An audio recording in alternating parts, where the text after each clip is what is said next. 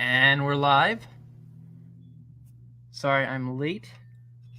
Had to get a drink, let the dog in, all that good stuff. Happy Dinosaur Month, everyone. I know some people say Dinosaur Day. Dinosaur Month is what it should be. I love dinosaurs, if you couldn't tell. If you didn't know, I know a lot of my friends, they know I love dinosaurs. My players know I love dinosaurs. I've had so many dinosaurs in my games.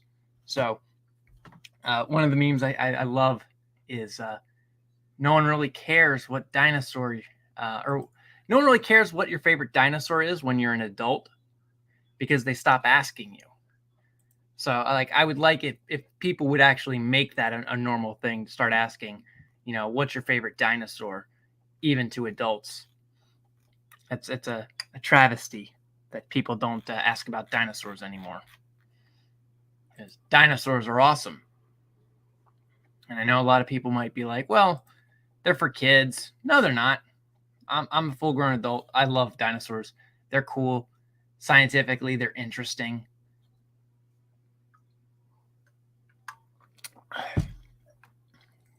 So I love introducing them into my games. My first 5th edition campaign, I had a T-Rex as I was aiming to be the final boss for that first town. So it's like the first boss the players would actually encounter and fight. And they never actually got around to fighting it, sadly. But that's the way of the game. I wanted them to fight a T-Rex. Thought it'd be really cool to have the players do this sophisticated encounter, fighting a T-Rex, stomping around, trying to eat them and one-shot them. And we never got to do that. So I'm kind of sad, but also I think that'd be cool. And then in my consecutive games going forward, I have used dinosaurs as just various character icons. Mainly, everyone notes that I use T-Rexes and Raptors, but that's because they're also simplistic enough to fit for whatever the genre is that I'm using them in. Mainly Star Wars. In Star Wars, I have a raptor being used as a Katarn, because the Katarn is like a dinosaur dog cat hybrid. Is probably the best way to articulate a Katarn if you don't know what a Katarn is from Star Wars. So I have a raptor being used for that creature. And then I'm using a T-Rex for a Kui, which is a really goofy looking reptile from Star Wars. It's like I said, canonly it's goofy looking, but I can't create such a goofy looking animal, so I was like, I'll just use a T-Rex for that. And then I'm also using a T-Rex, one of the classic examples, not like a Jurassic Park T-Rex. I'm using like a 1950s style or theory of what the T-Rex looked like. I'm using one of those as a Bolotar from Star Wars. Bolotars are these giant theropods. Well, I don't want to say necessarily that they're a giant. To a human, they're big, but in this terms of in scales of Star Wars, they're not really that big. Like a crate dragon is massive. A Bolotar is more like more like an RV. It's like a giant RV. That's more the size of the Bolotar, like a tour bus. Oh, we have Niraj in the chat. Most people recognize them easier too. Not many people recognize Stegosaurus or some of the even more obscure ones. Yes. Gives us a little wave. Yeah, going back to that. Yeah, one of my favorite dinosaurs to learn about was the Allosaurus, because the curious thing about the Allosaurus is we have a lot of bones of them. So we know quite a bit about the Allosaurus. But one of the curious things about them is the positioning of their arms and hands. And what we've determined, the whole purpose of their arms and hands, is that the Allosaurus liked to pounce and grapple its prey using its hands to cling onto the target or onto its prey. To me, I thought that was a very interesting and fascinating thing to learn about the Allosaurus. Now, the other thing we learned about the Allosaurus, and we had to do a little bit more digging into the T-Rex and a little bit more digging into the Giganotosaurus, was that their teeth are serrated. And that actually is a key note or a key thing to pay attention to in predators versus scavengers. Yes, Niraj says, great, Allosaurus is the ancient drop bear. Yes, that would be awesome if that were true. But yeah, so when they have serrated teeth, what that typically implies is that it has a bleeding effect. Their teeth have a bleeding effect, and many of the arguments and debates about the T-Rex versus the other dinosaurs, whether or not the T-Rex is a scavenger or not, is the fact that its teeth are so huge and its teeth are so blunt, just sheer power, that the T-Rex could only be a scavenger because it doesn't have these serrated teeth meant for slicing and cutting and bleeding. But then they found out that, oh no, the T-Rex's teeth are serrated at a very fine level.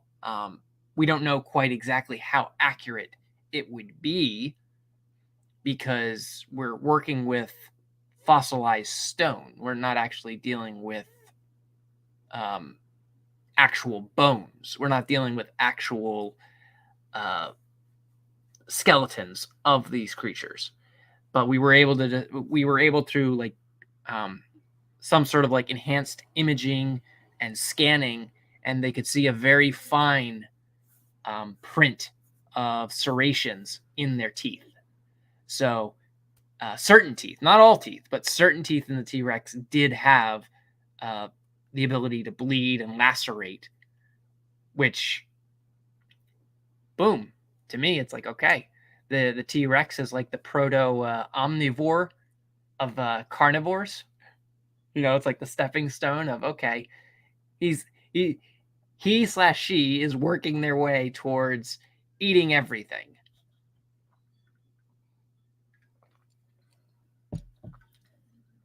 One of the on the topic of dinosaurs, one of the things that was great about reading the first Jurassic Park book was, well, if you watch the movie, you don't understand the why the Triceratops is sick in the one scene where they're in the open fields. It doesn't make any sense why there's this sick Triceratops. They never explain it in the movie. They don't tell you anything. It's just like, oh, he's eating the berries and he's sick. And they don't tell you anything. Well, in the book, it's a Stegosaurus. But also in the book, it's questionable science.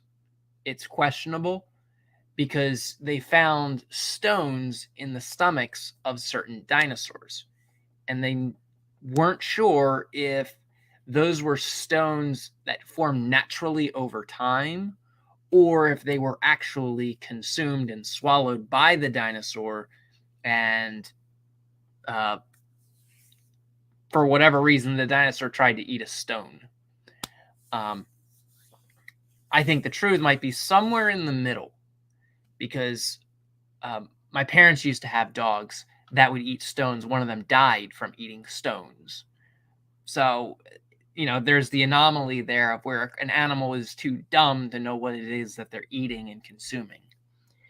And in the book, the Stegosaurus is the one eating the stones. And they determined that reason why the Stegosaurus was eating stones is because the stones help its digestion. It helps as its stomach turns, it begins to crush up whatever is in its stomach, allowing it to digest the berries that it eats. And in the book, what happened was the Stegosaurus was chomping down on the berries and eating stones, and amongst the stones was the poison lilac, which the Stegosaurus scooped up and ate and poisoned itself because the park rangers and the park designers weren't thinking about what type of plants they were putting in the environment for the dinosaurs. They thought, oh, this is a nice, beautiful plant, and it's poisonous. The dinosaurs know it's poisonous, so they're not going to eat it. But they didn't understand that plants drop berries, they drop seeds, they drop things, to procreate. So now you have dinosaurs that are sniffing the ground and slurping things up off the ground, and here you go, they consume it. Eerily similar to tiger lily and cats. Cats are allergic to tiger lily. It's actually poisonous to them, and it can kill them very easily. So it's like, and it's kind of difficult for cats because cats are attracted to it. They're actually like interested in the scent. They want to eat it because they're cats. So again, it's very similar, and I think that's the reality of it. I'm not sure necessarily that I don't know how many Stegosauruses they had found stones in their stomach. Now, the other thing that I think is goofy on a topic of Stegosaurus is that the one thing as a kid, they keep telling you about the Stegosaurus, is that its brain is the size of a walnut. Therefore, it's dumb. Okay? To me, this is like one of the most, it never sat right with me. It was like, that doesn't seem quite right. I'm not sure you can correlate small brain with dumb. So that was something that never sat quite right with me, because human brains, while massive in size proportionate to our body, all right, it doesn't correlate to stupidity. You could have someone with a big brain and be absolutely stupid. Your brain is a muscle, and it has all kinds of functions and things that it can do, all kinds of neurons and things like that. So, and you can look at something like a squirrel. Okay, squirrels aren't particularly smart, but they are pretty quick. Their reflexes are incredible. So I'd be curious to see what the Stegosaurus's reflexes were like, just because of the size of its brain. Contrast that to the other dinosaurs, which, again, no one talks about the other dinosaurs in their brains. They only talk about the Stegosaurus and the Brachiosaurus. Those are the two dinosaurs that everyone goes to when talking about their brains. And that's because in both dinosaurs' cases, it's a question of how does the blood flow work, and in the Stegosaurus' case, it's just a tiny brain. Raj, being that kind of omnivore would support the theory of them being major scavengers. The same thing with sharks. They're capable of hunting, but they're still sea garbage collectors. See, I always thought that catfish were the sea garbage collectors, because they're like always at the bottom of the fish tanks, slurping. They're slurping the glass. They're just grabbing everything they can. Sharks, like Rexes, I think it's that they're predatory and kind of dumb, and so they can just eat everything. I don't necessarily think that would support the theory of them being scavengers. That I don't think is necessarily true. I think that they do scavenge, or they did scavenge. I think that's something that is also misled, and it's like this scientific theory or these scientific arguments go way to the extremes And I think realistically, it's probably somewhere in the middle. You know, a Komodo dragon, for example, can swallow an animal whole. Okay, or they try to wolf down whole animals. You know, like a calf or a deer. Some reptiles, bears, like they'll do what they can to just wolf it down because they don't really have teeth to actually bite.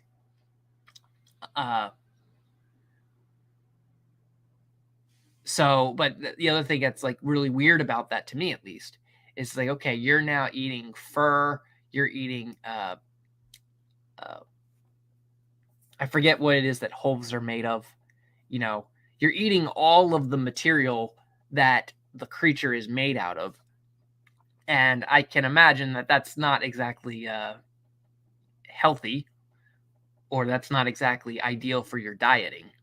But, you know, you do you, Mr. Komodo Dragon. Niraj, the government proves conclusively that no matter how large your brain or how many folds it has, you could still be totally brain dead idiot. Yes. Yes, that's correct. And then Niraj, I'm not familiar with catfish being anything but freshwater fish. Sharks tend to be the ones to help clean up things like dead whales. That doesn't stop them from hunting prey, however. Yes, exactly. Yeah, to my understanding of catfish, and I don't know if they're necessarily freshwater fish.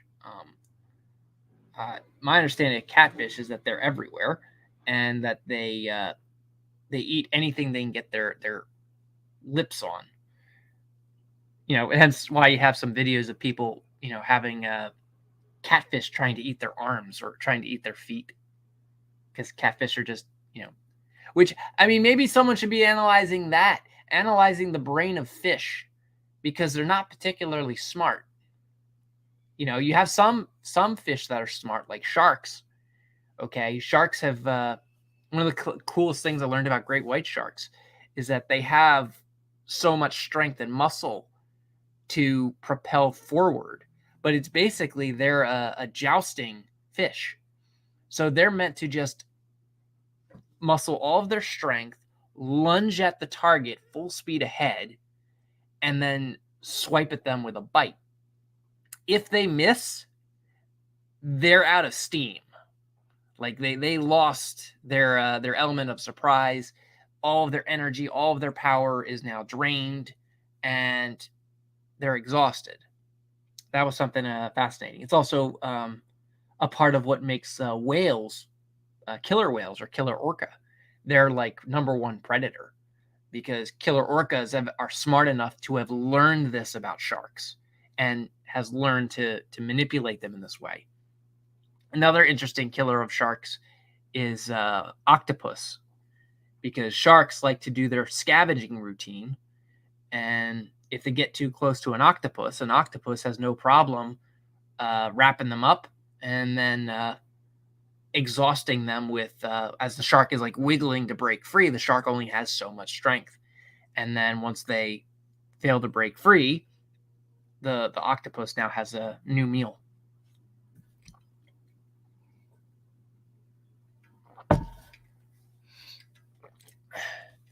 Niraj says that's probably true about catfish. I've never heard of them being saltwater fish. That might be my own lack of education about them. But anyhow, my points about fish seem to be going off topic. No, I think it's very much on topic. It's perfectly fine. We're talking about creatures and critters. One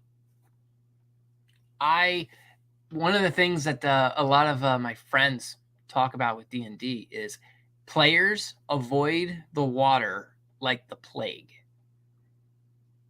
Because it's like once you go into aquatic combat, the rules start to get really murky and very dangerous. And players are very hesitant to go into the water and start messing around with octopus, messing around with sharks, and anything else you might throw in there. In fact, in my Star Wars game several years ago, I had several quests for the guys to go into the water and go swimming. And because the cool thing about swimming in Star Wars is you can come up with all kinds of fun little gadgets that people can use to to justify being underwater, including one of the things I allowed my player to do, my Jedi, was he could ignite his lightsaber underwater. I don't recall if that's an actual thing you can do in Star Wars, but I said, to hell with it, it would be cool, and I think it would be awesome. So I allowed him to have his lightsaber underwater if he chose to use it. But I had all kinds of like sharks and octopus and all kinds of creatures in that game for them to go under. And one of the key things that's like a delicate balance as a DM, and this is a part of what made me choose this topic, is you got to have a nice balance of harmless creatures and then the hostile or dangerous ones. It's a balancing act. And I had done this in my Star Wars game with Kashyyyk, where I had, when you look up on the Wikipedia, you get all kinds of dangerous things on Kashyyyk. And there are some things that aren't dangerous, but like everyone highlights the danger. It's like, oh, you got to watch out for this, you got to watch out for that. And I was like, but there has to be something that's not, completely devastational and lethal to you. So I started looking up just different creatures and things on Kashyyyk that were not hostile, that were perfectly harmless. And funny enough, there weren't any mention of plants. So I had to create several plants for my game that were just annoying or relatively harmless. Kashyyyk in lore has, I think it's called like the Blue Aru plant, which is a very powerful, very dangerous plant. And its danger isn't really in it's similar to what I was just describing as the octopus. Okay, its danger isn't that it has large spikes, that it has poisonous barbs. It doesn't have any of that. Its danger comes from its vines wrapping you up and basically fighting you until exhaustion. And then you die because you're exhausted and you can't put up a fight anymore. And the plant doesn't let go until it determines that you're dead. Well, why would you encounter this thing? Well, because the Blue Aru, it has this ability. It has this special little seed that it drops. It's called like a heart flower. And Wookiees have learned that this heart flower has very powerful medicinal purposes. So what the Wookiees have come to understand or do is that they've been able to communicate with the Blue Aru plant so that for once a year, when there's this ceremony that the Wookiees have, the Blue Aru will allow the Wookiees to harvest it. And they freely give it to the Wookiees, and the Wookiees are allowed to then use it for their ceremonies and whatever have you. If a stranger tries to obviously extract it, the plant gets violent and defends itself. And these plants are powerful enough to wrestle a Wookiee and kill a Wookiee. So you can imagine that they're powerful enough to wrestle and kill pretty much anyone else in the galaxy. A Trandoshan, a Fioran, probably a Gamorrean even. So between all these things, it's like I wanted to, for my planet here, for my Kashyyyk, I wanted to have it so that there were a bunch of plants. There's some plants that just do a poison sleep effect that just put you to sleep. Now, funny enough, no one in the party had failed that check. I thought one was going to fail it, and he opted to roll a force save, or use a force point to re-roll the die, and he succeeded on the second roll. So he got lucky on that one. But with planets, you got to have a balance with environments. I'm saying planets, but really in D&D sense, it turns to like just overall environments. If you're creating a castle, if you're creating a desert wasteland. Right now in my Star Wars game, I'm working on Trandosia. And there isn't a lot known about Trandosia in EU. So I am making up a bunch of stuff in the EU, and I started creating these creatures, and I was like, okay, the Wookiees and Trandosians have this ancient blood feud. Goes back centuries, and it's sort of a primordial thing for both of them. And I thought it's interesting that Kashyyyk has a lot of reptilian creatures that are absolutely dangerous to the Wookiees. And Wookiees have learned to hunt them and prey on them. There's lore and stories about the Wookiees, how they and the Katarn have an ancient have like this ancient history with each other, I'll say. And the ancient history is that the Katarn once ruled Kashyyyk, and the Wookiees lived in the Shadowlands. They were scared, they were terrified, and then the Wookiees got the courage up to fight the Katarn, and when the Wookiees finally won, the Katarn got pushed down into the Shadowlands, and the Wookiees ruled the planet.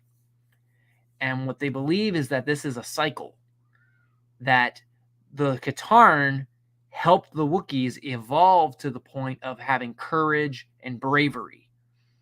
And then the time will come when the Wookiees' dominance over the planet is going to provoke the Katarn to rising up and overthrowing the Wookiees, to then rule the planet and put the Wookiees back into the Shadowlands.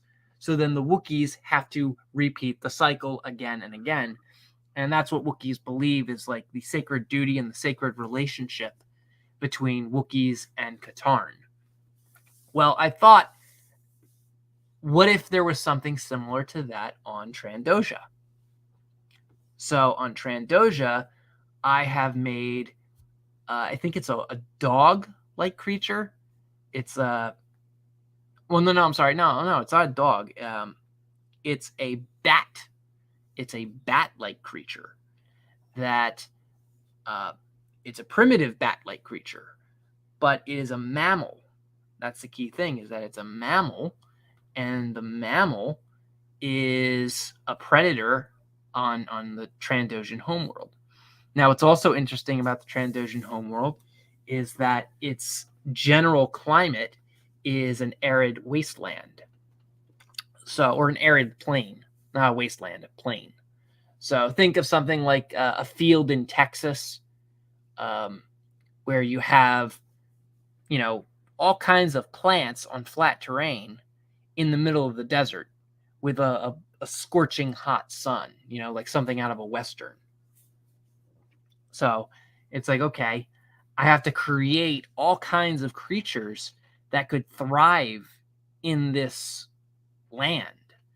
And my first instinct was to just draw on something like Texas and maybe even Montana, where you have this just desert land and all kinds of like reptiles and things. And then I realized, well, in order to be in that sort of terrain, you'd have to have some level of reserve or capacity for hydration. That's the key thing. And so several of the creatures that I had made, thanks to some AI generated art, I typed in just some ideas and things. I was able to generate some monsters and things. Some of my ideas were like, okay, this would be the type of creature that would run or last or survive in this type of climate. And like I said, my gut instinct is to think like reptiles, snakes,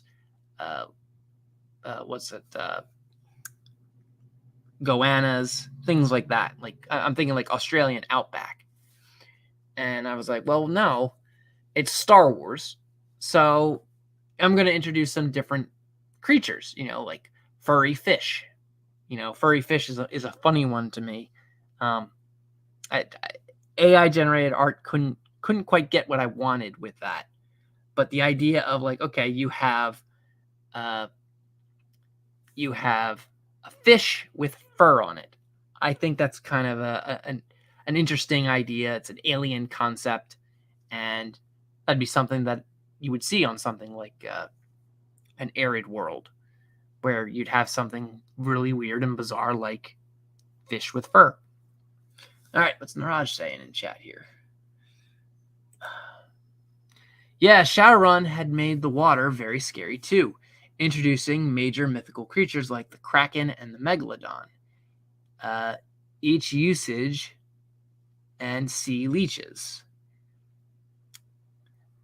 Each usig, I have no idea how to pronounce that word or that name. But yeah, when you look at things like that, when you look at creatures like those, who wants to go into the water? And I hope in my games that I know my players have a bias and hey, I don't want to go near danger, and I try to emphasize that things are dangerous. I want my players to be able to explore those things and do those things. So far on Kashyyyk, the players haven't really had. I'm sorry. Each usig is Gaelic. The pronunciation is Iak Osha. Iak Osha. Oshaga. Yeah, I Gaelic people are weird. Or I should say their language is weird. I don't don't get me started on Siobhan. Don't get me started. Someone once showed me Aoife. Don't get me started on Aoife. I don't know how you Aoife. That's not how you spell Aoife. And then what's else, Niraj? Dune and the planet Vulcan share similar climate ideologies to Trandosia or even Tunisia. Actually, Tunisia's actual climate, the inspired Tatooine, are similar. That's some ideas. I'm not necessarily sure about your analogy of Vulcan and Dune. I'm not quite sure about that with Trandosia, because Trandosia it's not entirely a desert world. As I said, it's arid, so it has plants, it has water, it has all kinds of things in it that are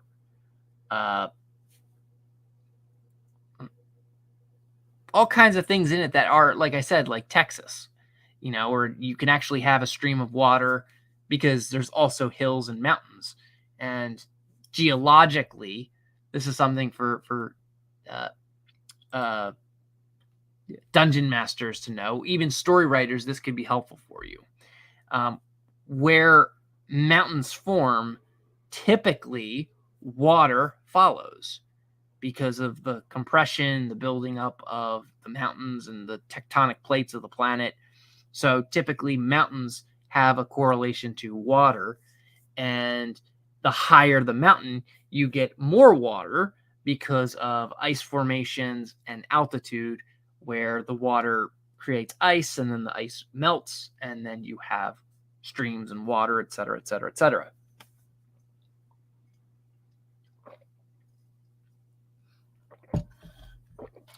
Now, you do have circumstances or things like the Grand Canyon or some of the mountains in, I want to say, Arizona, some of the mountains in Montana, where you might not get water, at least not above it. You might get water down below. That's a thing where you can, if you start cracking open these mountains, you'll see that there's water flowing all around them and inside them. But there's a little geology lesson for anyone out there. I learned all that by watching some YouTube videos about like mountains and rivers and shit. So I thought that was like, huh, I never noticed that trend. But apparently that is a trend. On that note, just like a misconception about the desert is that there's no water or it doesn't rain. It does rain in the desert. That's a part of how quicksand gets created, is through rain, or underwater passages of water flow.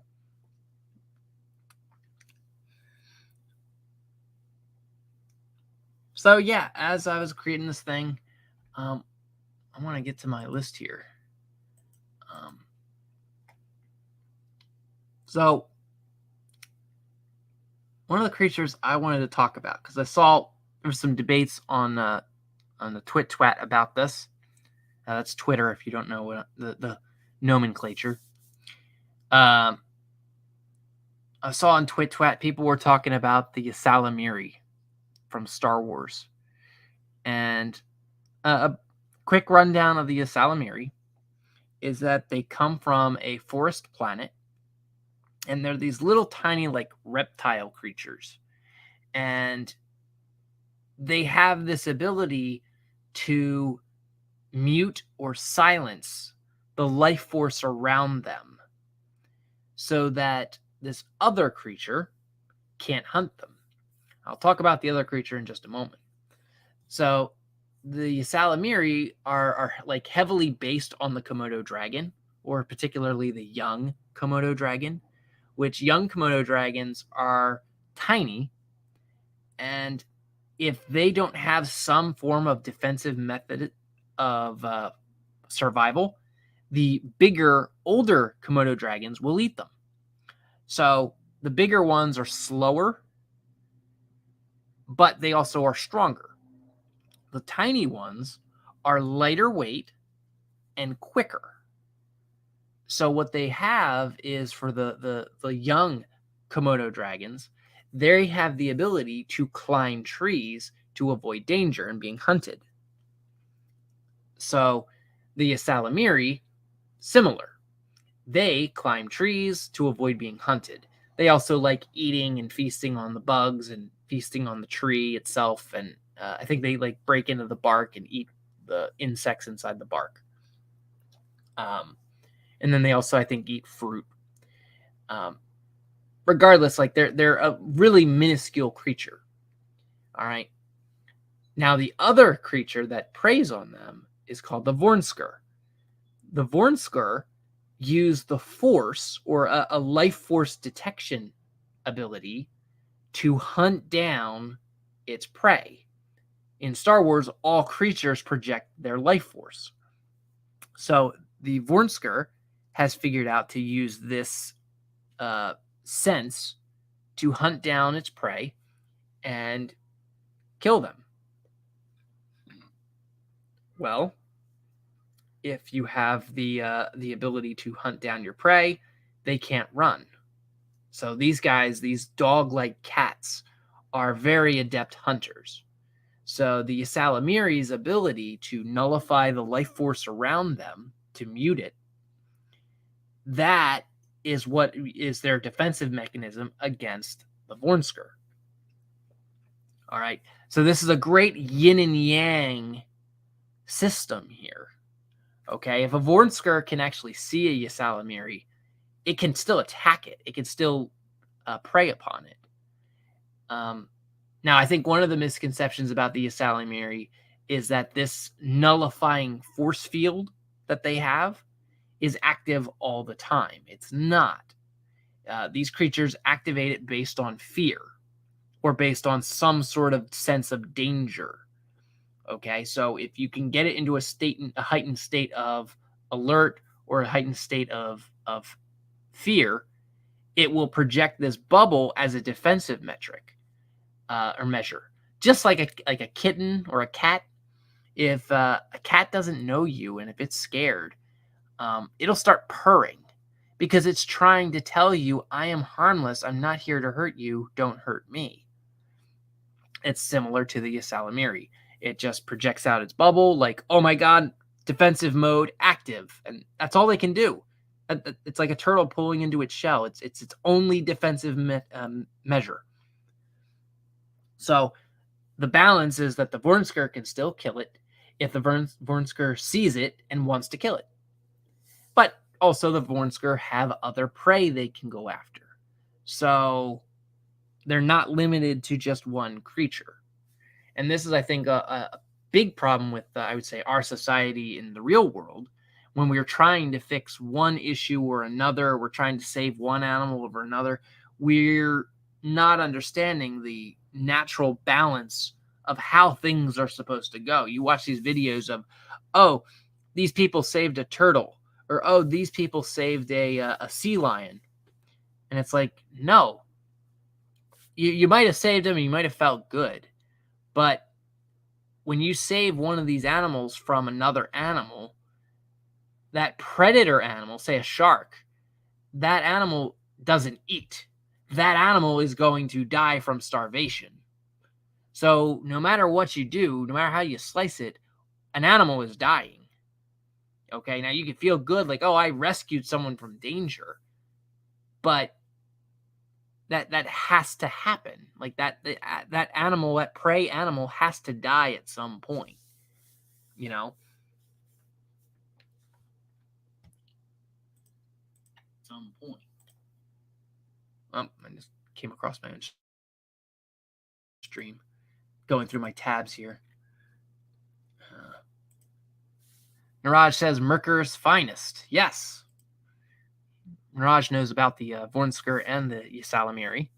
The Vornskr are particularly fond of Force sensitive. Certainly Luke Skywalker enjoyed finding that out the hard way. Yes. Yeah, that is a key thing about them, is that they prefer the Force sensitives because they have a stronger connection and bond to the Force that they're able to attach to them, and they're able to follow through and follow where they're going. It's like you have a 50% chance of going to a store where the store doesn't have, or it might have whatever it is that you're looking to eat. Or you could go to this other store that is guaranteed to have what you don't, or what you want to eat. That's the analogy I would give.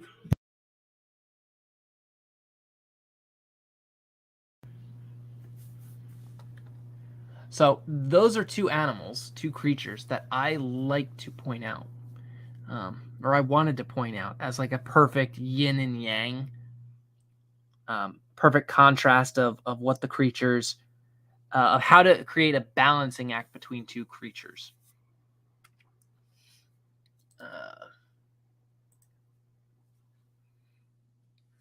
And I want to talk about some other creatures here.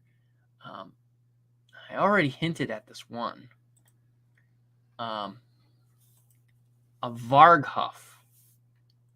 I did a Varghuff. I introduced the Varghuff and the Vargheist. Not to confuse the two. They're two different creatures. These are creatures from Warhammer.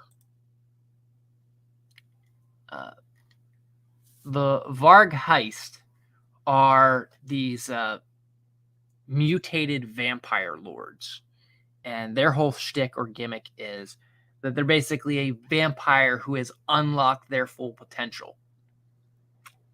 And I forget what exactly a vampire has to do to achieve Vargheist status, but it's considered like the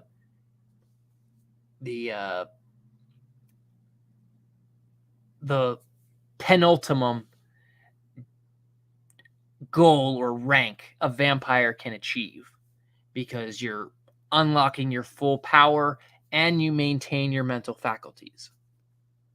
Contrast that to the Vargheist, which is a primitive creature, but it has a very powerful body. It's physically stronger than the Vargheist, but it's not as intellectually smart. It's basically, the Vargheist is designed as a wrecking machine. You throw them out at the enemy, or you place them somewhere where you want them to just completely savage and destroy everything in their environment.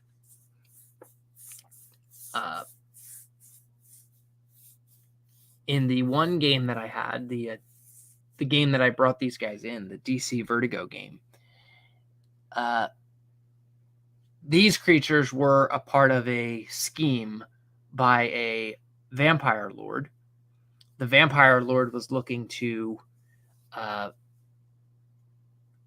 capture and manipulate the Vargheists into creating more Varghulf so that she could control them and use them as minions and warriors in her fight. Well, the players, unwittingly, they had released a Vargheist from a cryostasis that the vampire lord had them in.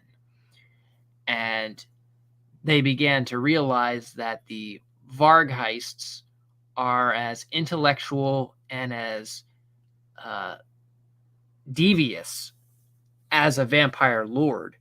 And they also have political aspirations, and they began their own little schemes and ideas. And the players, none of them could actually beat the thing. They kept trying to pound on it with their superpowers. They tried guns. They tried slashing at it with their swords. And nothing could kill this thing. They tried stabbing in the heart. They tried direct sunlight. Nothing killed it. So it was a very, very powerful creature. I forget what they did. I think how they killed it, and I'm trying to remember. I don't think they actually killed it. I think they reconciled with burying it in a mountain. I think that's what one of the players did. Is he grabbed it and buried it into a mountain. I might be wrong about that. It's been a while. I don't quite exactly remember what they did with him.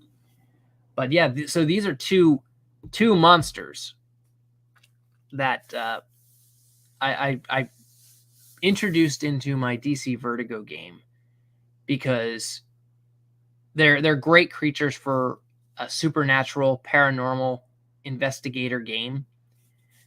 They can be terrifying, they can be destructive, and they can create a sense of urgency to the players that if these creatures are left unchecked, they can be absolutely devastation to a population.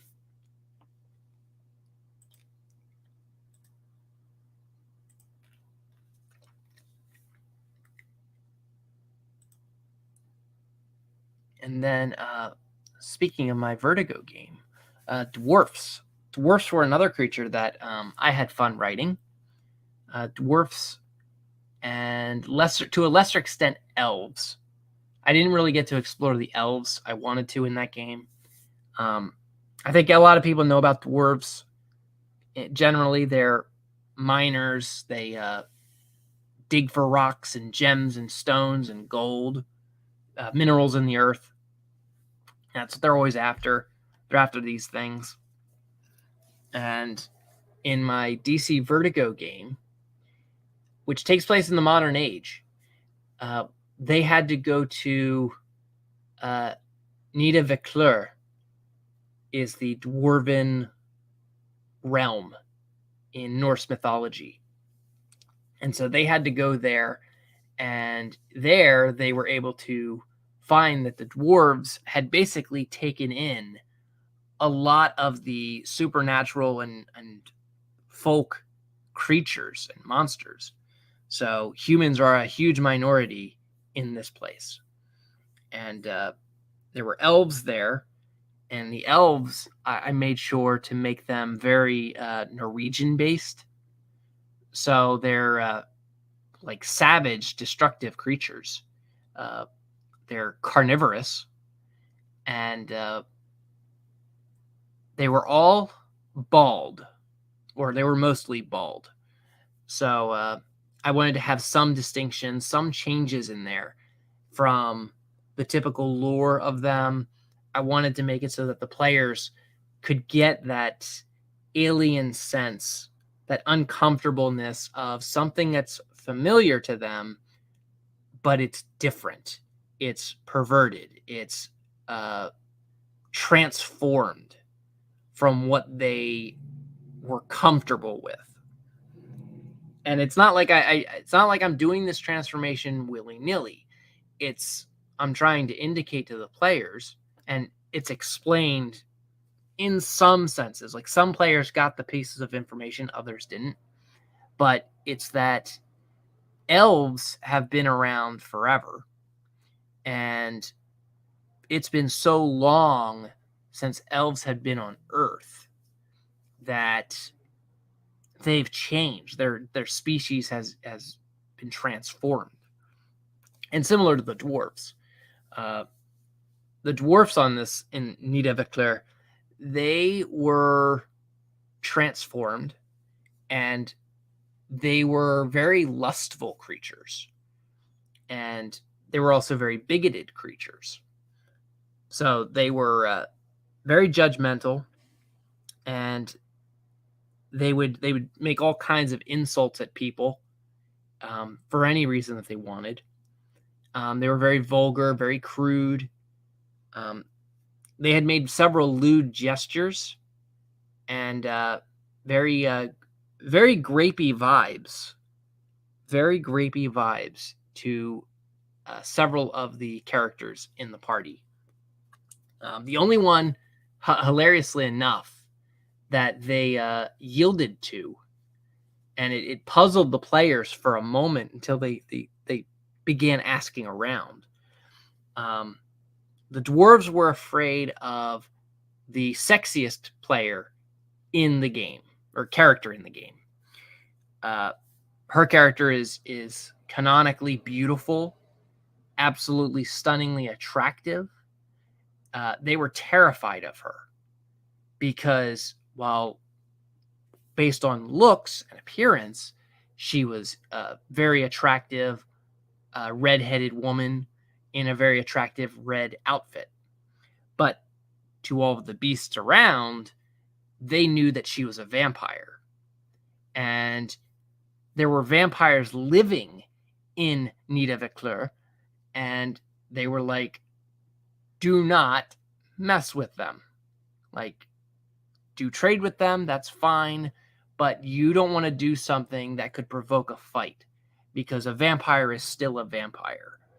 And they might be civilized, you might be able to negotiate, you might be able to talk to them and trade with them, but if you get on their bad side, they're going to rip you a new asshole. So they made sure that, okay, we're not going to mess with this lady. This lady we're going to leave alone.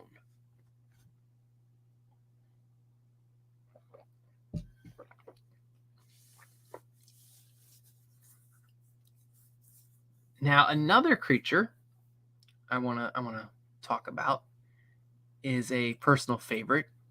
I have yet to, I think, introduce them into Star Wars. I plan to at some point. Oh, wait, hold up.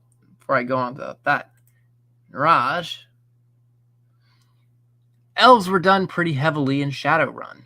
Lots of mythos for them. More Gaelic stuff in the stories of Tyrannog or Nagir. I'm sure I'm butchering those names. Unless Nagir is supposed to be pronounced Tyrannog, which that would track. That would make sense. Gaelic people need to fix their language very badly. They need to fix it. Or they need to fix their pronunciations. I don't know which. But yeah. So, like, I want to talk about this creature that I typically call the bloater. If you've played Left 4 Dead, if you've played any game where you have the suicide unit, this big, fat, bumbling blob that goes towards the target and then explodes. Now, to me, like for zombies, okay, I guess that makes sense. For video games, I guess that makes sense. I don't quite understand that idea, that concept for a creature. Like, okay, I'm going to run towards a creature, towards someone, and then blow myself up. Okay, I don't understand, like, in nature, what's the purpose? You know. So I kind of scrutinize it in that regard. But however, in zombies, it works out pretty well, because with zombies, you can articulate, oh, well, when they explode, they spread their disease, or they spread their virus, or they spread spores, whatever have you. Like, you could actually explain why you would create this noxious gas creature that explodes on death, because it's meant to spread the it's meant to populate, basically. So how I typically do bloaters is they are usually manufactured, and they have the ability to spread spores, spread plagues. They drop globules, and they'll drop buboes. They'll do all kinds of weird infectious stuff that can spread. In fact, in my End Times campaign, one of the main boss loved using the bloater types, and the players had really no idea how to even deal with it. Now, in that game, I had done several different variations and modifications to the creatures, making it like kind of a natural phenomenon. So rather than for the players to have to fight a bumbling around creature, a monster that's walking around, I would have it so that they would be fighting a creature that is fighting nature. So it's not necessarily fighting the players, it's fighting nature. So the one thing that they had, it created several problems for the players.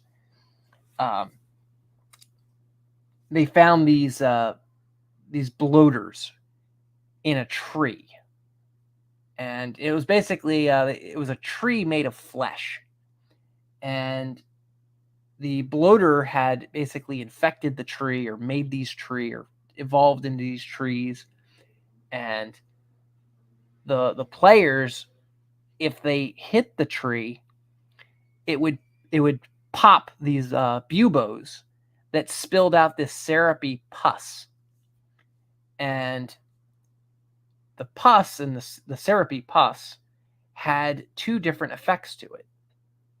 All right. The first effect was that if you were evil, it tasted sweet. It tasted nice. It was very encouraging for you to consume this stuff. If you were good, it tasted terrible. It smelled terrible. It was just absolutely disgusting. It was putrid. So that was something that I had engineered in there to give the players a psychological conundrum for them to deal with, for them to try and figure out, how do I handle this? Because I know this thing has to be bad. Trees aren't normally made of flesh. They aren't normally this disgusting looking. So it has to be something bad. It has to be something evil. But what do I do about it? Because it's basically a tree. And so they had opted for burning it down. And before they decided to burn it down, they came across more. So they opted, all right, we're going to burn down the area. But before we just burn down the area, we need to create a trench so that the fire doesn't spread and burn down the entire forest, because that's not helpful either. We're trying to cut out the infection, not destroy the entire body. So that caused the players to have some arguments and debates, because in the midst of them setting the fire, they had learned that there were people who were being attacked, and they had to save them.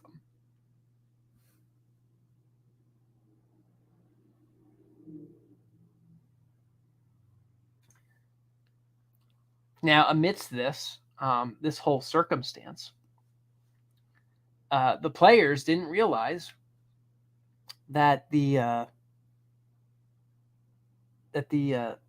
person being rescued was actually a part of the enemy's plan, and intentionally put them there so that the party would rescue him, and waited for the right time to deploy this person for that specific purpose.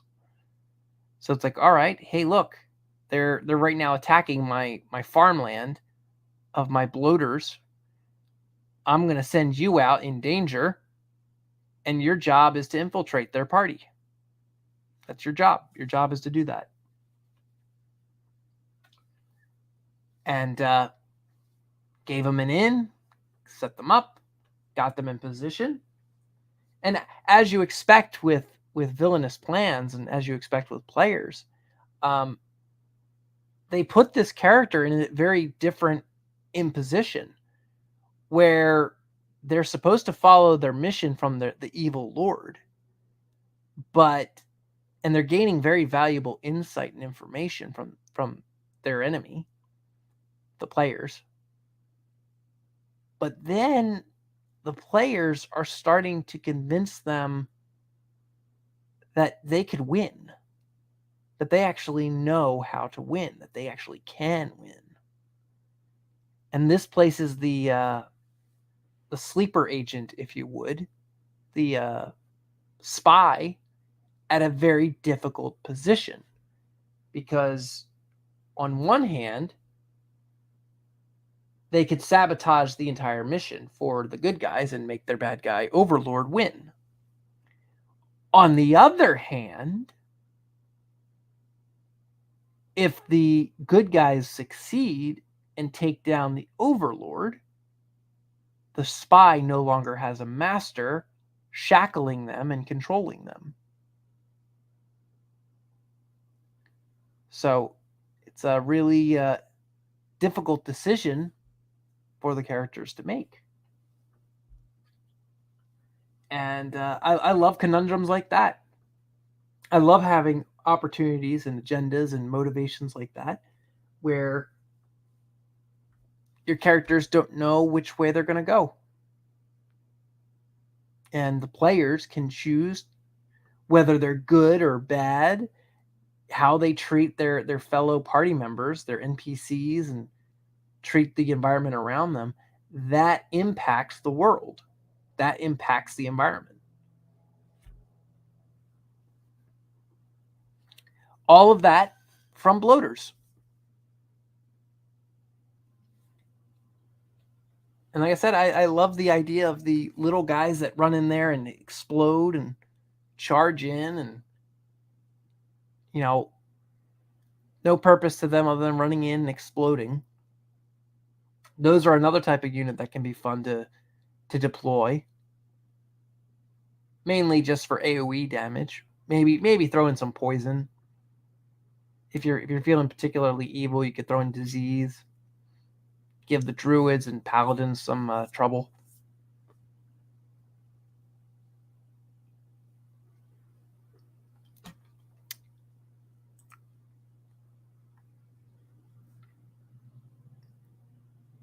And I'm looking through my list here. Two dinosaurs I didn't talk about. There's two dinosaurs I want to go back and talk about. The Spinosaurus being one of them. Because the Spinosaurus, I think, is a fascinating dinosaur. I grew up with There was this play school dinosaur, Spinosaurus, which is a very fascinating creature. Its hands, its forelimbs, they were hilariously positioned. So it was like it was playing the bongo drums with how its hands were positioned, its claws, and then its head isn't at all like the Spinosaurus we see today, where it has this elongated snout. Its head was very much like a Godzilla head, where it was rounded off, and its snout was very stubby and round. And so that was the Spinosaurus I grew up with. Oh, it had like these long, straight legs. So it would rear back. It was like standing on two legs, like the classic 1960s Tyrannosauruses would, or 1950s Tyrannosauruses. That was the Spinosaurus I grew up with, and then Jurassic Park 3 came out, and we got the modern day Spinosaurus, where it's typically bipedal and has that long snout. And then you have the newer version, which is similar to that of a crocodile, where it's a quadrupedal or quadrupedal, and it has a long snout, and it kind of like walks around like a duck, sort of. This Spinosaurus I find fascinating because, you see this gigantic creature and you assume that it's just a complete savage. It's a monster meant to prey on everything. And it's like, well, no, it's a specialist dinosaur. It's a dinosaur with a niche focus. They believe now it's in fishing, which I could understand that. Looking at the design of how its snout is. Let me see if I can find a Spinosaurus skeleton.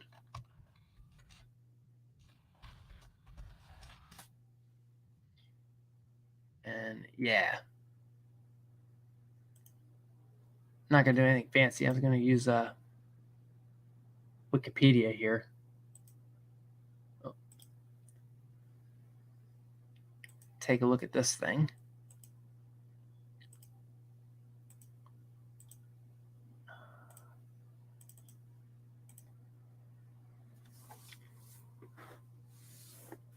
So here's the skeleton of the Spinosaurus. This is one of the few Spinosaurus skeletons that we actually have. And you actually see a guy in the background there. It's not particularly huge. It's a big reptile, but it's not as massive as you would believe watching Jurassic Park. But you can see that snout, design of that snout. That is that's the effective type of snout for fishing. We see that similar type of snout in crocodiles and alligators, where it's meant to trap prey underwater. It's meant to very quickly snap, lock in, and trap its prey. Something that I wish more scientists did was study the snouts of these creatures.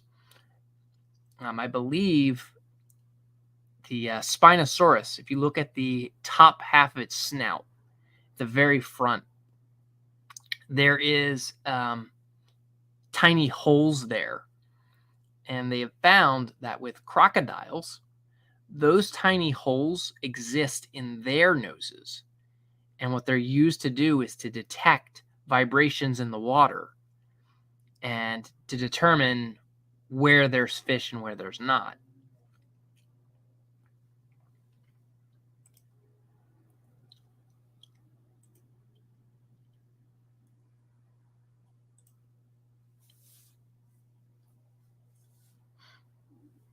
Let me see if I can make this bigger for you.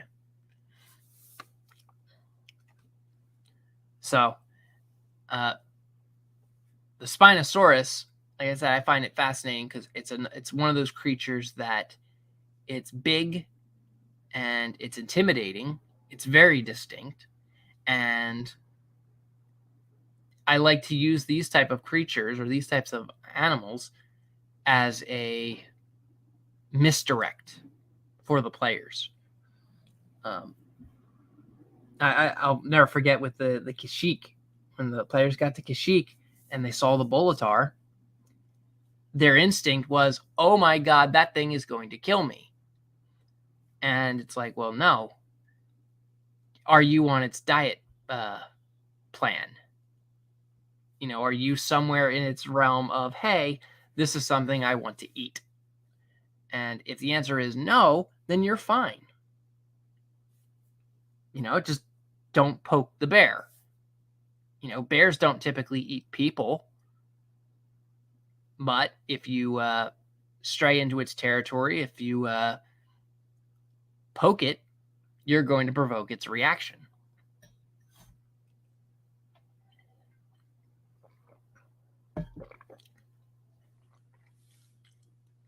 So that's what I wanted to point out with the Spinosaurus.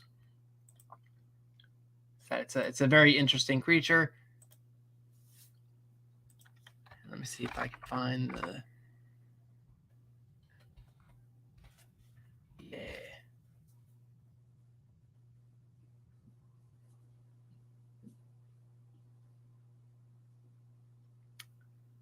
You learn something new every day. Let me share this. This is on the other dinosaur. This is the Giganotosaurus.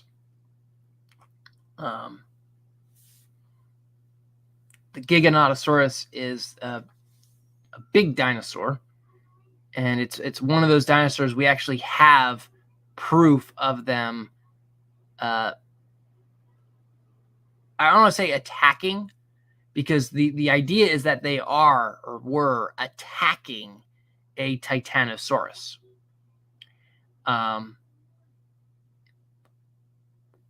I kind of take that, whenever I hear that type of stuff, I take it with a grain of salt, because you never know if it was attacking or eating, chowing down on a already dead dinosaur. So I kind of I pause for a moment whenever I see or hear that. I don't do that for the T-Rex and the Triceratops, because we have plenty of proof of T-Rexes being injured from a Triceratops. We have proof of iguanodons being injured from Allosaurus. So we actually have evidence for these guys. We have multiple evidence. It's not just oh, it's one incident. It's no, we have 10 or more. In Allosaurus is example, it's multiple. Allosaurus, we have evidence of Allosaurus attacking Allosaurus because there were just so many of them. But here's what I wanted to point out. Something that I just learned, or I'm realizing, I probably knew this, but I'm now relearning it, is that the Giganotosaurus is a part of the Carcharodontosaurus family, which the Carcharodontosaurus is a funny-looking dinosaur. A big dinosaur, but funny-looking. Let's take a look at the skeleton of this bad boy. This is the skeleton of a Giganotosaurus. And like I was saying, we have proof of the Giganotosaurus biting a Titanosaurus, which I believe the Titanosaurus is the largest dinosaur we have found yet. It's a massive beast. And for the Giganotosaurus to have the balls to go after a Titanosaurus is a huge, huge deal. That's like it's like a jackal going after let's say, an elephant, or a hyena going after an elephant. I was going to say like a fox going after a cow, but yeah, it's probably more closer to a hyena going after a elephant. Because Tyrannosaurus, which I believe that's a Tyrannosaurus's tail in the background of this image, that Tyrannosaurus is massive. Its tail is the length of a Giganotosaurus, or it's close to it. So, like I said, there's a level of balls here for the Giganota to go after a Titanosaurus. Or there's just a level of stupid. That's another possibility. The Giganota could just be reptile brain or lizard brain, and it's like, I'm going to just attack and I don't care.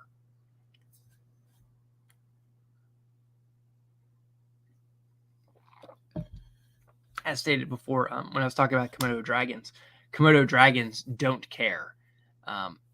If they want to eat something, they're going to attack it and eat it. I see this with, I have pet turtles. If you put something in their cage, their first instinct is, can I eat it? So they'll sniff it, debate whether or not they can try eating it, and if they think they can, they'll snap at it and try eating it.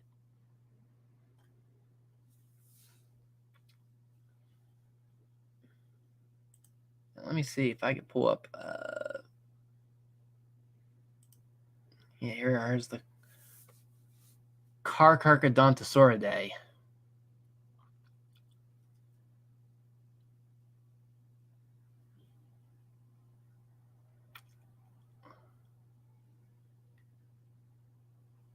Yeah, it's a weird design skull.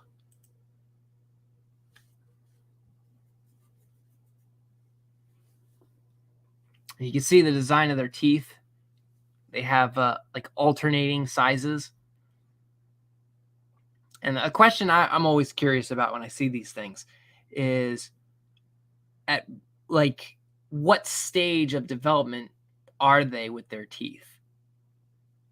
The teeth is always like the most attractive part, or the appealing part that everyone pays attention to. But because the teeth kind of are an indicator as to what type of creature you are, or what type of monster you are. And like I said before, noting the Spinosaurus's jaw versus this one's jaw.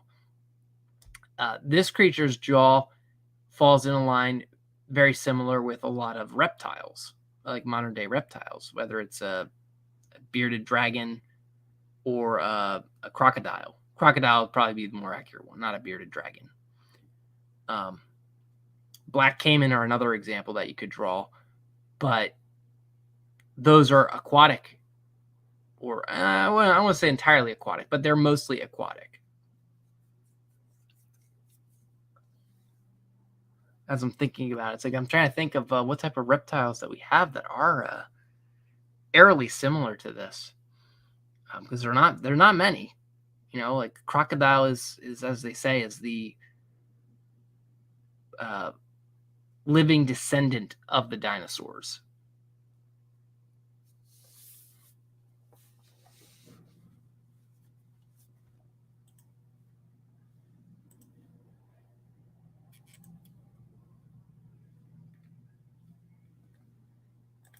Okay.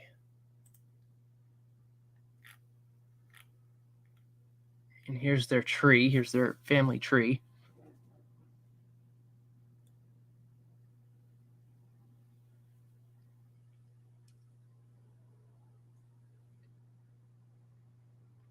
Got a lot of branches of them.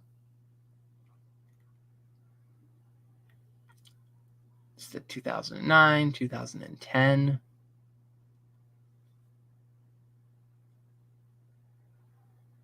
You can see as the tree gets developed and the evolution of them.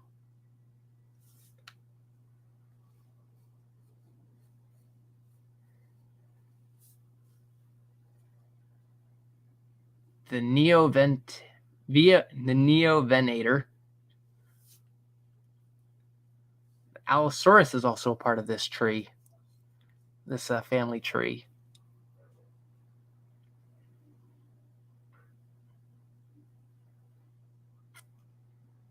Oh, looks like they removed the. Looks like they removed the Allosaurus from the tree. They kept the Neovenator though.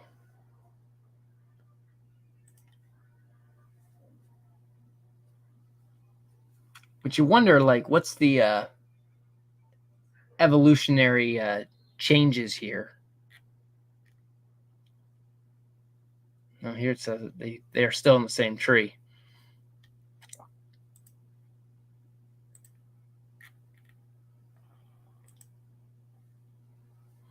You can see the claws here, like I was saying about the Allosaurus. This is the Neovenator. The claws here are designed to grapple onto the prey and take them down. I'm trying to see if I can find Allosaurus.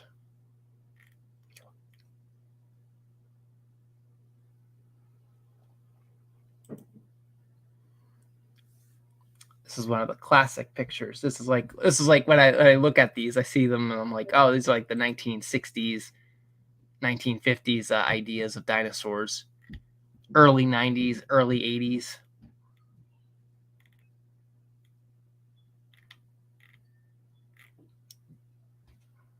Yeah, here's a skeletal. And so one of the problems they were having is understanding this this chest cavity area and the locomotion they could have with the shoulder and arms of the dinosaur.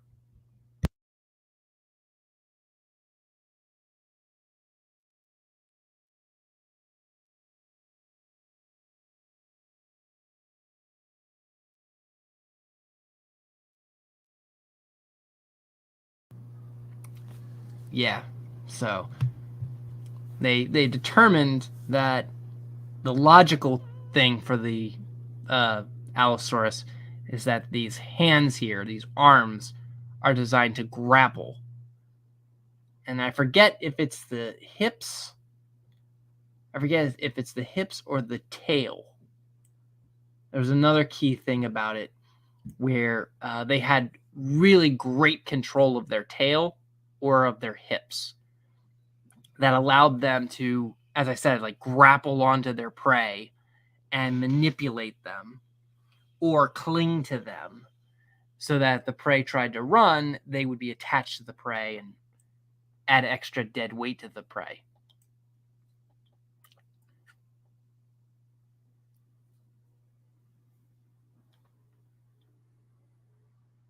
Now, another thing that's fascinating about the Allosaurus is if you see up here the teeth, its teeth are not very big. It has very tiny teeth, which is another indicator that it's meant to bleed the target, basically get into a fight and cause the target to bleed out and die of exhaustion. So if you bite the target and you cause them to bleed, you can grapple them and exhaust them and tire them out faster. You can wear them out.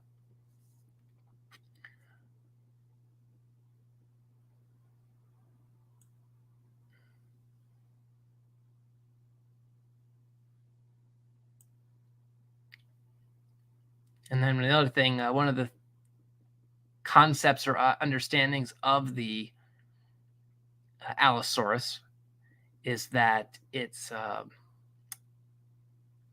skull was relatively fragile,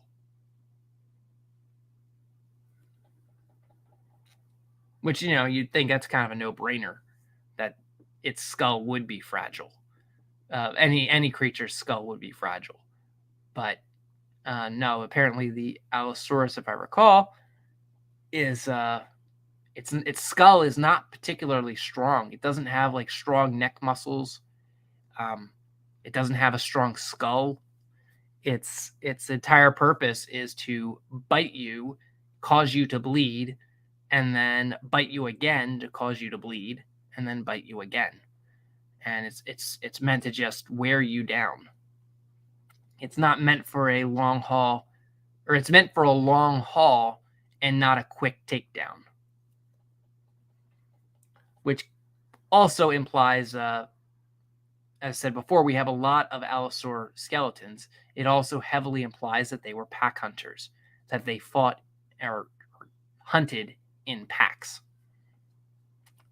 which would be scary and terrifying considering this thing's size. Here's a size chart.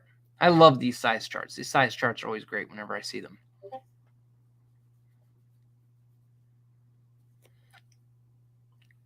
This is what they should have had for Jurassic Park. They like pointing out the raptors.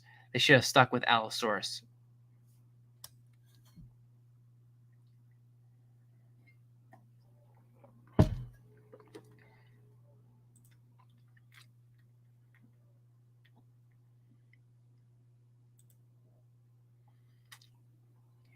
Here's a breakdown of their skull. Very bird-like.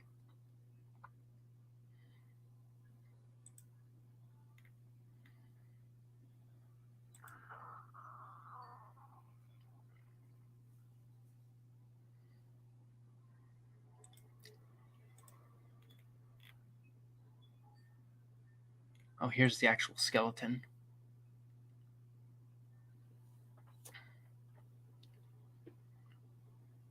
Looks like it's next to a Brachiosaurus or a Apatosaurus.